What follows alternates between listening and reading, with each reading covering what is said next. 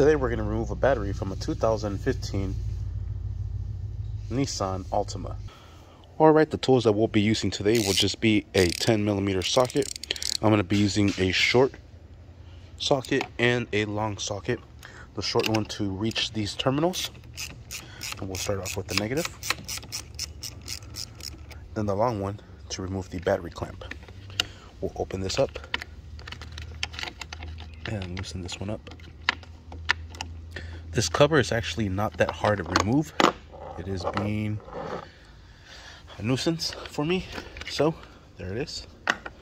Remove that cover. Make life easier for everybody. Break this loose. And this battery is completely dead. We'll remove the negative terminal first. And set this over to the side. We'll remove the positive terminal next and set that one over to the side, or whatever you can. We're going to use the long 10mm socket to drive these out.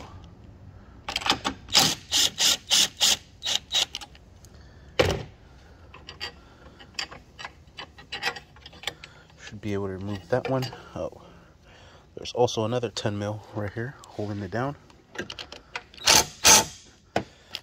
Use the short one since that extension is super long. We'll break that loose. Remove that bolt completely from this location here. We'll set this over to the side.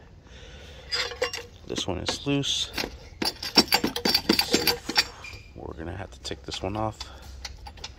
Set this over to the side. Remove this bracket from here.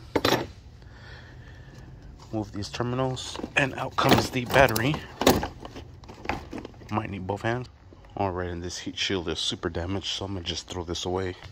And there you have it. That is how you remove a battery from a 2015 Nissan Altima. Thank you for watching. Please like and subscribe. Make sure you stay tuned for the next video of how to install the replacement.